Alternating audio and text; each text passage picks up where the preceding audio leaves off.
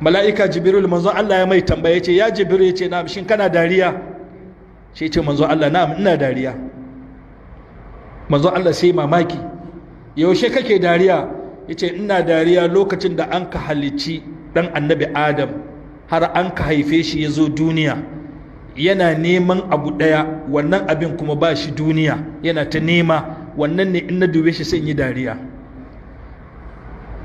Jibrilu akwai abin da Allah bai halitta ba a duniya sai ce na'am wanne ne wannan sai ce hutu. Jibril ya ce ba hutu duniya, hutu tana cin lahira. Ke sa kai kokari nan duniya ba wurin hutawa bane, ka nemi hutu yana cin lahira. A faɗi a tashi duk jama'an da ke nan ba wanda ya huta.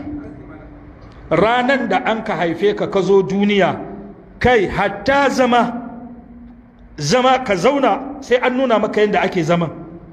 In ma an ka zaunar da kai sai an kawo su filo an da tattare ka, in ba ka ba faduwa za ka yi. Akwai hutu daga nan? To yanzu da a zo zaman in ka iya yanzu za ka fara takawa, in kai ɗaya biyu sai ka faɗi ka ga nan ganka ya buge ka yi kuka a zo a ce sannu. Yanzu da ka zo kana tafiya sannu sannu har ka zo kana gudu, wataƙila ka fara rarrafe. Rarrafin kuma akwai fitillan kwai, balle Najeriya muna yawan ɗauke wuta. Ga fitillan kwai uwarka ta kunna, ana kuma an ɗauke she ka zo ka kama fitillan kwai, she kuma ya ƙone ka kuma kai ƙara, kuma kai ƙaran kuma a zo kuma a baka haƙura, ce haƙuri sannan ka haƙura. Idan kana jin yunwa baka da bakin da zaka ce ina jin yunwa sai ka yi ƙara nye, ce a rasa gana me ke damunsa, cikinka ne ciwo, baka yi cewa ban da lafiya, cikina ke ciwo ko ina jin yunwa, ko da ka yi faɗa, amma kuka da ka rinka yi. Daga wannan kukan a baka wannan bai yi ba, a baka wannan bai yi ba, a baka wannan bai yi ba, in a ashe yunwa yake ji sannan ka yi shiru.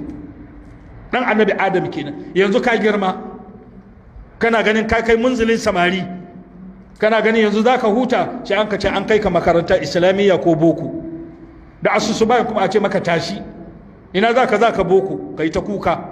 Yanzu ka yi bokon ka gama, ka yi university, ka yi digiri, ka yi digirgirir, ka zama dokta ka ƙare, kana gani yanzu za ka ji daɗin duniya kuma sai ka yi aure. To yanzu in ka yi aure akwai zama gida kenan. Yanzu za ka tashi kuma fita neman abincin da matanka da 'ya'yanka za su ci, in ka saura ɗaki abin yayu. Sai sa jama'a ba hutawa, sai sa Allah ya ce laqad khalaqnal insana fi qabad. To ka zo duniya kana gudun yaminan wa shimalan, kana tara arziki halali da haramun ka tara, kudin marayi ka cinye, kudin amanan mutane ka taushi, an baka amana ajiya ka cinye, yaminan wa shimala, ana gudun ana tara arziki, ana faduwa. Yau ka dubi yadda muke tara arzikinmu a yau, halali mun tara, haramun mun tara, kudi da ruwa mun ci, kudin zamba mun ci. Mai arziki yana da miliyoyin naira, yana ƙoƙarin miliyoyin naira ba su ishe shi ba, sai ya yi ƙoƙarin an san jaka 100 na talaka ya haɗa kan kuɗinsa sannan hankalinsa ya kwanta. Naka arzikin da kake da shi bai ishe ka ba, kana faɗuwa kana tashi, ka faɗi ka tashi, har ranar da mala'ikan mutuwa ya zo an san ranka. Ranar da ka ce ya ahali ya abna'i, ya ɗiyana ya unwa'ina, la tal'abanna bikum ad-dunya, kako yadda duniya ta yi wasa da ku. Jama'atul mali min halalin wa haram, na tara arziki halali da haramun, tastamti'una bi, yau ku za ku ji dadin sa. Wa sa'us'alu anhu wahdi amama Allah yawm al-qiyama, fal malu lakum wal hisabu alaina. Na bar muku arzikin, ku da ku ji dadin arzikin, amma ni da ai mini hisabi a cikin kabarina.